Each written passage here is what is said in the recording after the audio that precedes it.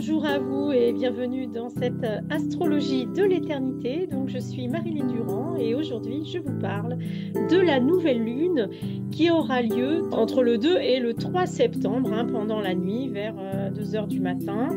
Et donc, on va regarder tout de suite la carte parce que moi, je trouve ça super important que vous regardiez la carte parce que la carte, eh bien, elle vous propose vraiment une image et cette image, moi personnellement, elle me parle et elle me va droit au cœur. Et là, vous allez voir le magnifique cerf-volant bleu qui pointe vers Vénus en Balance. Alors, je vais partager tout de suite cette carte avec vous. Comme ça, vous pourrez me suivre plus précisément. Alors, voilà, je vous présente donc la carte du ciel de ce 3 septembre 2024 où nous verrons donc la nouvelle lune. Qu'est-ce que la nouvelle lune? Vous voyez ici, je vous montre avec la flèche le soleil et la lune qui se trouvent à 10-11 degrés de la Vierge. Et donc, on appelle ça une nouvelle lune puisque le soleil et la lune se trouvent au même endroit. Et donc là, c'est bien une nouvelle lune en Vierge où le soleil est en Vierge et la lune en Vierge. Et par ailleurs, donc, on a l'ensemble des planètes qui sont réparties. Et ce qu'on voit, moi j'aime toujours regarder ce qui est en bleu. C'est pourquoi j'aime regarder ce qui est en bleu, parce que les traits bleus, ce sont des trigones et des sextiles. Et donc les trigones, ces traits assez grands là qui font en fait 120 degrés à peu près, à quelques degrés près, bien sûr. C'est pas toujours exact pile poil, mais voilà. Donc, on a trois trigones ici entre Vénus, qui se trouve chez elle en Balance, donc dans toute sa beauté. Vénus, la déesse de l'amour, de la beauté, qui se trouve en Balance, elle est vraiment au maximum de son intensité dans ce signe de la Balance. Et donc, elle est soutenue en bonne entente avec Uranus. Donc, Uranus, c'est le signe du changement, le signe du renouveau, le signe du futur, le signe des machines également, du progrès, de l'évolution de manière générale. Donc, vraiment, on est là dans une dynamique vraiment d'évolution de notre vision de l'amour et de notre compréhension de l'amour. De l'autre côté, on a Vénus qui est en trigone avec Pluton. Donc Pluton, c'est pareil, surtout que là, Pluton, il vient il est sur le degré anarétique du Capricorne, c'est-à-dire le 29e degré. Le degré anarétique, c'est le dernier degré d'un signe. Et donc, ça intensifie la puissance de cette planète au moment où cette planète est en train de changer. Et là, vous savez que Pluton, il était parti déjà plusieurs fois un petit peu dans le Verseau, mais comme il rétrograde, on a l'impression qu'il recule. Et donc, il a effectivement donné cette impression-là à partir du dimanche 1er septembre. Pluton est revenu pour la dernière fois avant 250 ans dans le signe du Capricorne. Et là, on voit qu'il est soutenu. Il est soutenu et enfin, il est en bonne entente avec Vénus. Donc, Vénus et Pluton, c'est vraiment la passion amoureuse. C'est aussi la régénération par l'amour. C'est également vraiment la transformation. Et là, c'est comme Pluton ne montre que de bons aspects, d'une part avec Uranus, d'autre part avec Vénus et enfin avec Neptune. Donc vraiment, la régénération, euh, ici, elle est vraiment à son top. Donc c'est vraiment, c'est un merveilleux cerf-volant. Donc comme je vous le disais, donc il y a trois trigones ici, et puis ici vous voyez deux sextiles qui font, qui se rejoignent donc depuis Uranus et Pluton, et ils se rejoignent avec Neptune ici. Donc Neptune. qui est la planète de l'inconscient, la planète des rêves, la planète de tout ce qu'on aimerait bien vivre, de tout ce qui est inconnu également. Cette planète, elle est super bien aspectée avec Uranus et Pluton, qui sont vraiment les deux planètes de changement. Donc là, on est vraiment dans un triangle hein, avec ces deux sextiles et ce trigone, vraiment, qui encourage le changement et un changement facile, un changement vraiment naturel, un changement évident. Alors, le seul hic dans un cerf-volant, c'est que vous avez Neptune ici qui est en opposition avec Vénus. Donc, ça veut dire quoi, ça? Ça veut dire que c'est quand même une source de tension, une opposition, hein, c'est-à-dire que euh, Neptune et Vénus se regardent droit dans les yeux en chien de faïence, d'un air de dire, un peu jugeante, quoi, on va dire.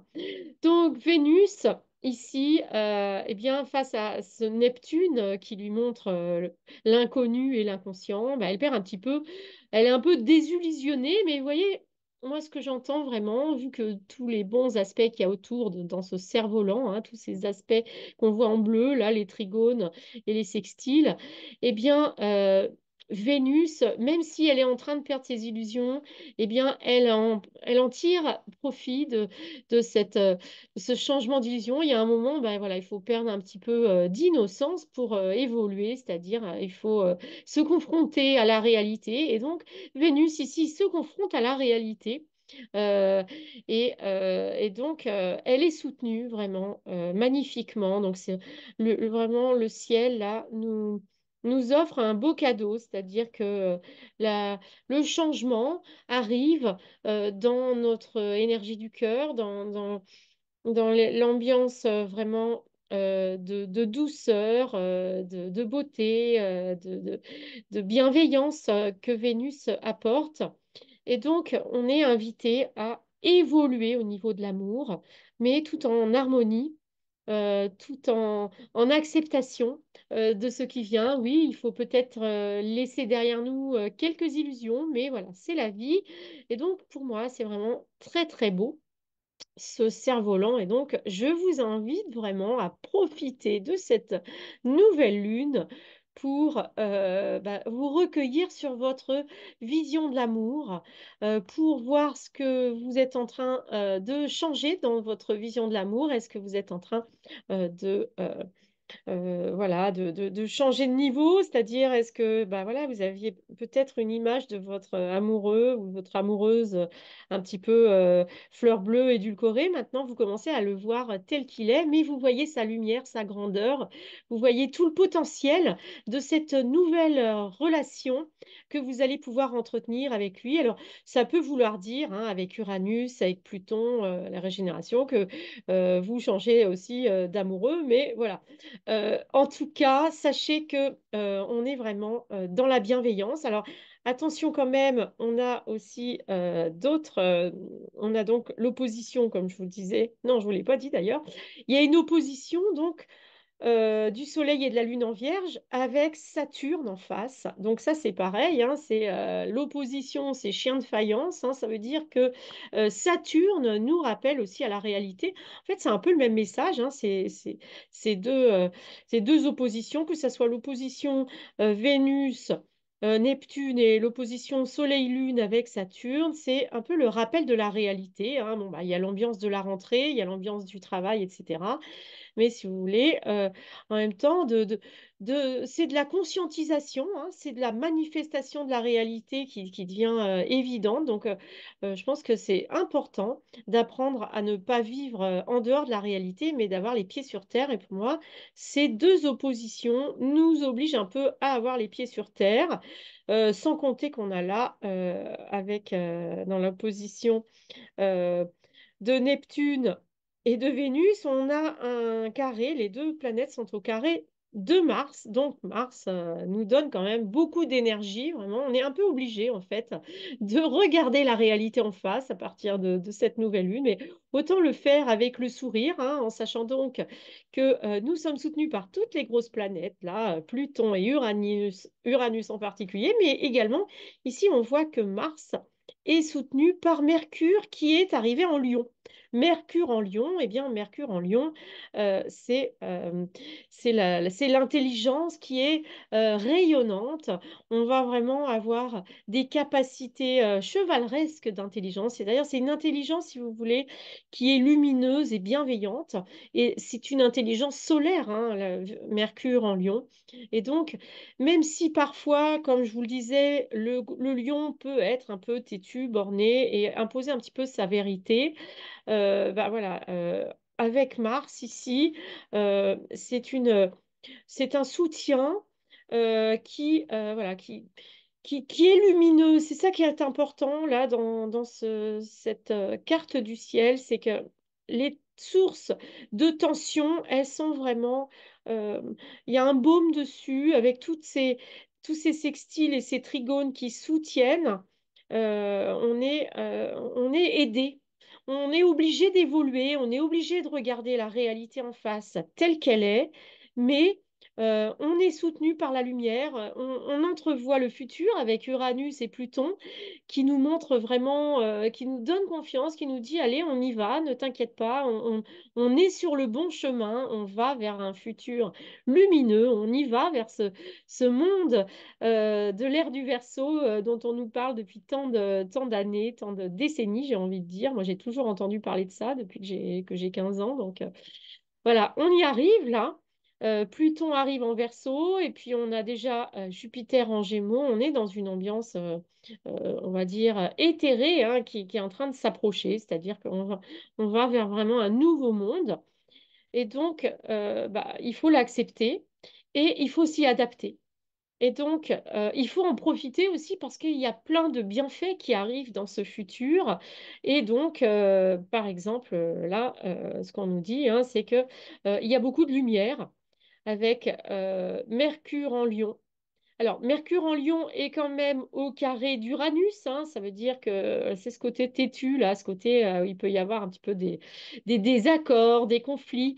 Mais voilà, comme Mars est en Gémeaux, Mars en Gémeaux, c'est pas la guerre, ça peut être beaucoup d'histoires, beaucoup de bruit pour rien, j'ai envie de dire, pour reprendre le titre de la pièce de Shakespeare. Mais voilà, grosso modo, moi je me focalise sur ce cerf-volant. Ce cerf-volant, qu'est-ce qu'il fait? Il pointe vers Vénus. Vénus en balance dans toute sa splendeur. Donc la solution, c'est vraiment pour moi la sublimation de ces énergies qui nous obligent à voir la réalité en face et d'être capable de penser à un octave supérieur, c'est-à-dire de voir les choses vraiment avec les yeux de l'amour, hein, parce que pardon, Vénus en balance, c'est vraiment ça, c'est Vénus, elle nous impose l'amour. Et moi, pour moi, cette carte, elle se focalise vraiment sur Vénus. D'ailleurs, c'est la planète qui est la plus aspectée. On a également Neptune. Et donc Neptune, c'est l'inconnu, l'inconnu hein, qui est porté par Uranus, le futur, et Pluton, la transformation, la renaissance, la régénération. Donc, grâce à l'énergie de l'amour, à l'énergie du cœur de Vénus en balance, on va franchement vers un avenir radieux avec cette lumière de, de Mercure, de l'intelligence. On a vraiment un mental qui est plein de lumière, donc c'est une belle carte.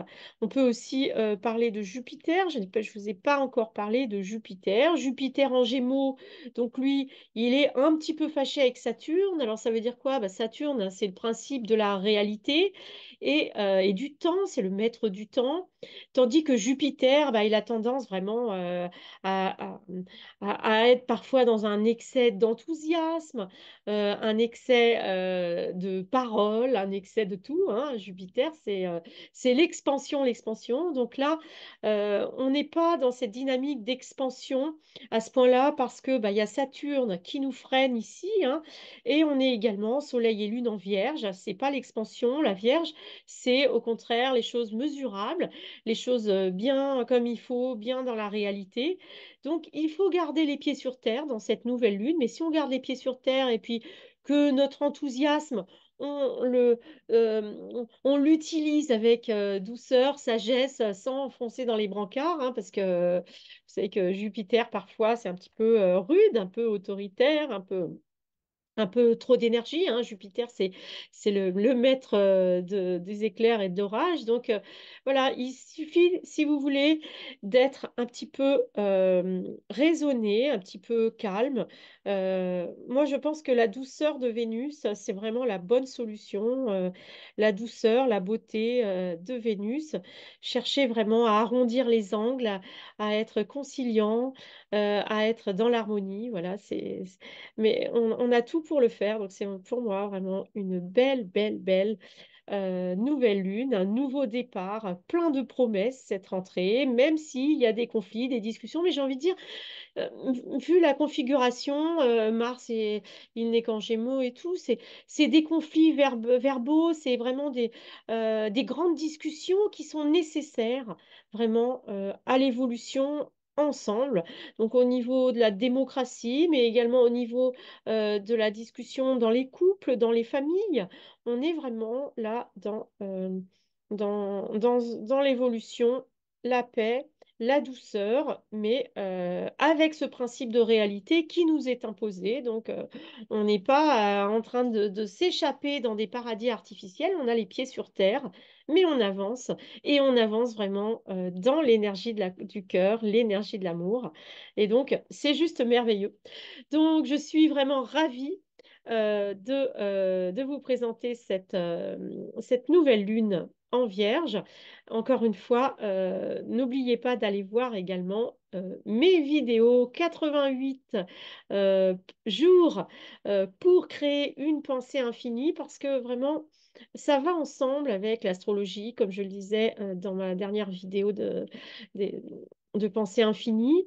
L'astrologie nous aide, si vous voulez, à voir comment on peut utiliser les énergies du moment pour se diriger vers l'infini. Donc c'est vraiment euh, c'est un GPS. Pour moi, l'astrologie, c'est un GPS qui nous montre, c'est une carte routière, hein, qui nous montre comment on peut évoluer dans ce monde, ce nouveau monde qui est un monde illimité, un monde où tout est possible. On le voit déjà avec toutes les nouvelles technologies, à quel point il y a des choses possibles qui sont en train de se mettre en place, hein. Je ne sais pas si vous vous rendez compte, mais tous ces écrans, cette télé, ces ordinateurs, le téléphone, tous ces objets techniques qui sont arrivés ces dernières décennies, c'est en train de changer complètement la vie des humains dans le monde matériel. Et voilà, ça va être amplifié euh, dans les années qui viennent. Donc, il faut vraiment accueillir ce futur technologique en essayant vraiment de garder une éthique, un respect, nous focaliser au maximum sur l'harmonie et l'amour. Et là, dans cette nouvelle lune, eh bien, Vénus est vraiment mise en valeur et je vous invite vraiment à l'ovationner et vraiment à trouver votre Vénus. Votre énergie du cœur et à l'installer dans chaque instant de votre vie.